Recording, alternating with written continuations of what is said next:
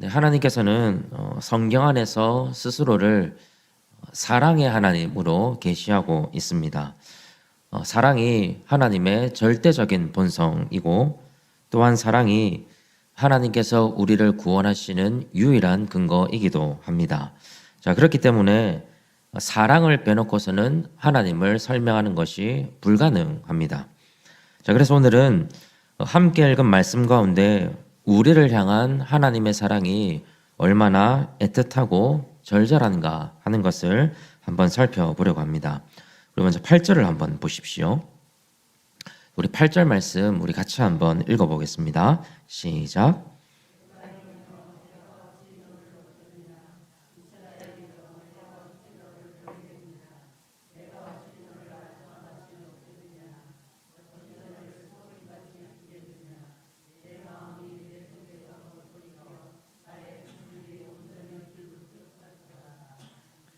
자, 우리가 8절을 이해하기 위해서는 지금 8절에 등장하고 있는 아드마와 스보임이 무엇인지를 알 필요가 있습니다.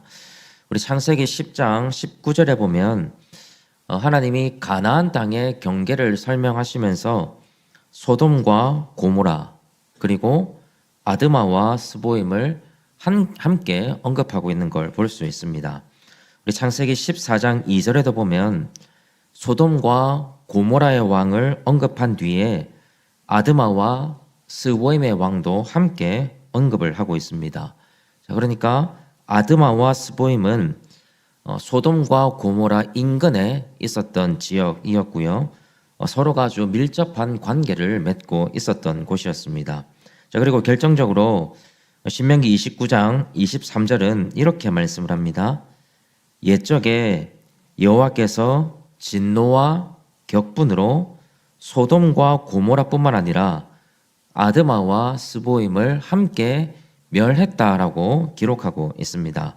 그럼 이것을 종합해 보면 창세기 19장에서 만연한 죄악 때문에 하나님의 진노를 사고 불과 유황으로 멸망을 당한 도시가 소돔과 고모라뿐만 아니라 아드마와 스보임도 마찬가지였다는 것을 알 수 있습니다. 따라서 아드마와 스보임이라는 말은 소돔과 고모라와 마찬가지로 죄악으로 인한 하나님의 진노 그리고 그 진노에 따른 완전한 멸망과 황폐함을 상징한다라고 볼 수가 있습니다. 여러분, 이런 의미를 가지고 8절을 다시 한번 보실까요? 자, 8절은 문학적으로 평행 구조를 가지고 있습니다. 에브라임과 아드마가 하나의 평행을 이루고 있고요. 이스라엘과 스보임이 또 다른 평행을 이루고 있습니다. 에브라임이여 내가 어찌 너를 놓겠느냐, 이 말은 에브라임이여 내가 어찌 아드마와 같이 너를 멸망시키겠느냐, 이런 뜻입니다. 그러니까 멸망시킬 수가 없다는 뜻이죠.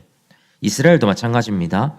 이스라엘이여 내가 어찌 너를 버리겠느냐, 이 말은 이스라엘이여 내가 어찌 너를 스보임같이 버리겠느냐라는 뜻입니다.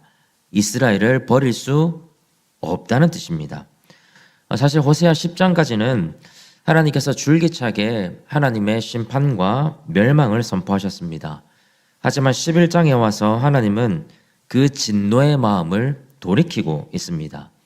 하나님께서는 왜 이렇게 자신의 마음을 돌이키셨는가 하는 것이 오늘 말씀의 핵심이기도 한데요. 8절 말씀 다시 한번 보십시오. 자, 8절 중에 이런 말씀이 나옵니다. 내 마음이 내 속에서 돌이키어.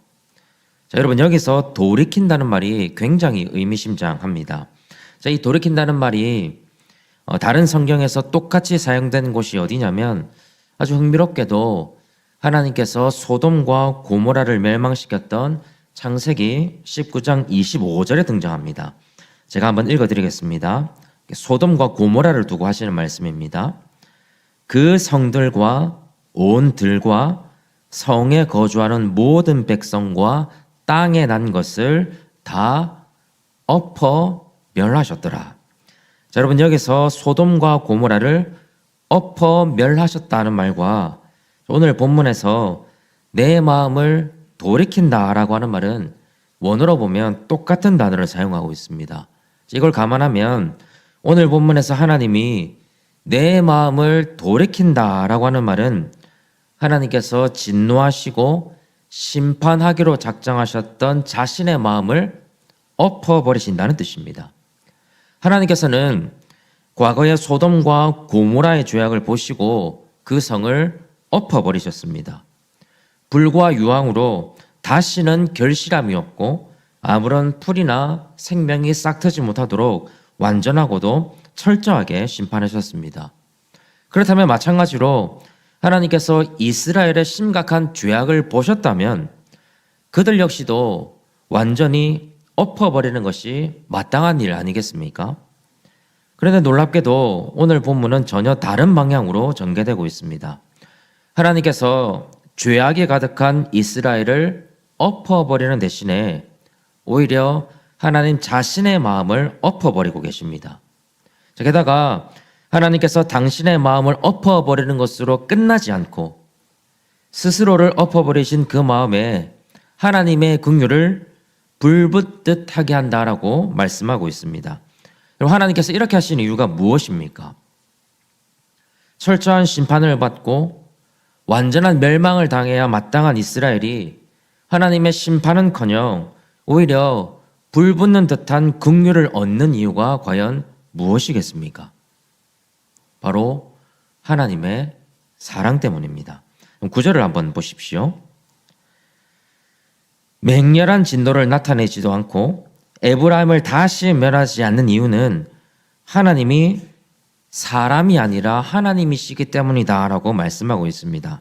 다시 말하면 우리 인간으로서는 도무지 이해할 수 없는 영역이지만 하나님께서는 당신의 백성을 향한 애틋하고도 절절한 사랑을 막을 수가 없어서 차마 당신의 백성들이 멸망당하는 것을 견디지 못하시고 차라리 자신과 자신의 마음을 엎어버리기로 결단하셨다는 뜻입니다. 그렇게 해서라도 하나님의 백성들을 소성케 하고 싶은 것이 하나님의 본심이기 때문이죠. 여러분, 우리는 이 사랑의 결정체가 무엇인지 너무나도 잘 알고 있습니다. 저와 여러분들을 한번 생각해 보십시오. 죄악으로 물들어 버린 우리는 하나님 앞에서 심판과 저주를 받아 죽어 마땅한 존재였습니다. 눈곱만큼도 하나님 앞에서 선함을 드러낼 수가 없고 먼지만큼도 하나님 앞에서 의로움을 나타낼 수가 없습니다. 우리에게 남겨진 결말은 아드마와 스보임처럼 완전한 멸망과 죽음뿐입니다. 그런데 하나님께서는 그런 우리를 엎어버리는 대신에 하나님 자신을 엎어버리십니다. 하나님 스스로가 인간의 몸을 입고 이 땅에 오셔서 십자가를 지심으로 자신을 엎어버리셨습니다. 그리고 하나님께서 왜 그렇게 하셨습니까? 무엇 때문에 하나님이 그렇게 하셨습니까? 우리를 사랑하시기 때문입니다. 하나님의 진노와 심판을 뛰어넘는 하나님의 측량할 수 없는 그 사랑이 우리를 향해서 너무나도 애틋하고 절절하기 때문에 하나님은 우리를 멸하는 대신 자신을 멸하는 길을 선택하셨습니다. 여러분, 그것이 십자가의 사랑입니다. 따라서 오늘 살펴본 말씀을 우리는 단 한 구절로 요약해 볼 수 있습니다. 요한복음 3장 16절입니다. 우리 말씀 다 같이 한번 읽어보겠습니다. 시작. 하나님이 세상을 이처럼 사랑하사 독생자를 주셨으니 이는 저를 믿는 자마다 멸망치 않고 영생을 얻게 하려 하심이라. 하나님이 세상을 이처럼 사랑하사 무엇을 당하지 않고요? 멸망치 않고. 여러분, 이 부분을 깊이 묵상해 보시면 이 말씀의 무게감이 다르게 느껴지실 겁니다. 하나님의 멈출 수 없는 사랑이 우리를 멸망시키는 대신 독생자를 주시는 것으로 나타납니다. 오늘 우리는 그 사랑을 누리고 있고 우리 역시 멸망 대신 영원한 생명과 하나님의 무한하신 은혜를 경험하며 살아가고 있습니다. 그런 의미에서 우리는 하나님 자신을 엎어버린 그 위대한 사랑의 증인이라고 할 수 있습니다. 여러분, 이것이 우리가 경험할 수 있는 얼마나 감사한 일인지 모릅니다. 그런데 더욱 감사한 것은 하나님의 그 애끓는 사랑이 메마르지 않고 지금 이 순간까지도 저와 여러분을 향해서 풍성이 흘러 넘치고 있다는 사실입니다. 예레미야 31장 20절은 이렇게 말씀을 합니다. 예레미야 31장 20절 제가 읽어드리겠습니다.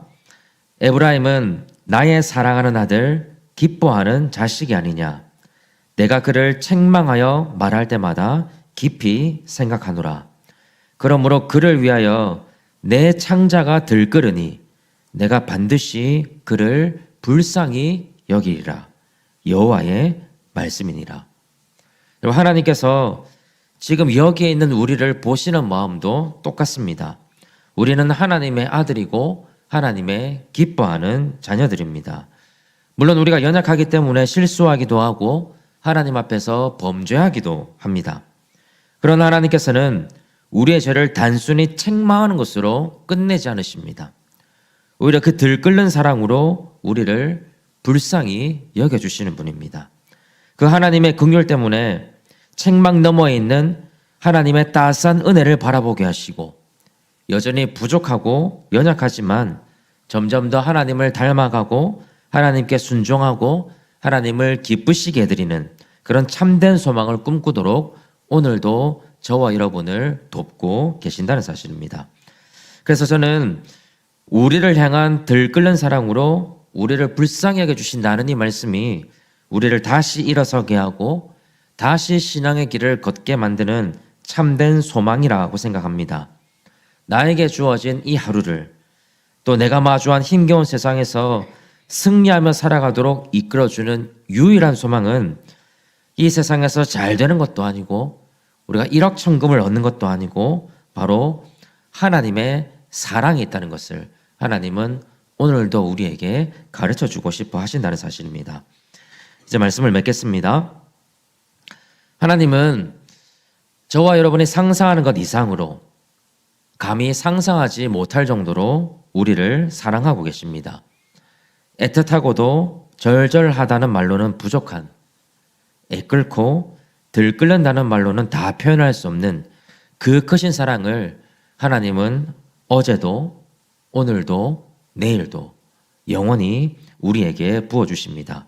그래서 우리를 버리지도 않으시고 손을 놓지도 않으시고 맹렬히 진노하지도 않으시고 불같은 긍휼로 우리를 품어 안아주십니다. 우리 가자동강교회 모든 성도님들이 이 하나님의 사랑이 얼마나 감사한 것인지, 얼마나 위대한 것인지, 얼마나 행복한 것인지를 깨달으시고 거기서 만족함으로 끝나는 것이 아니라 우리 또한 들끓고 절절한 사랑으로 하나님을 더욱더 사랑할 줄 아는 사랑이 풍성한 성도들이 다 되시기를 주님의 이름으로 간절히 축복합니다.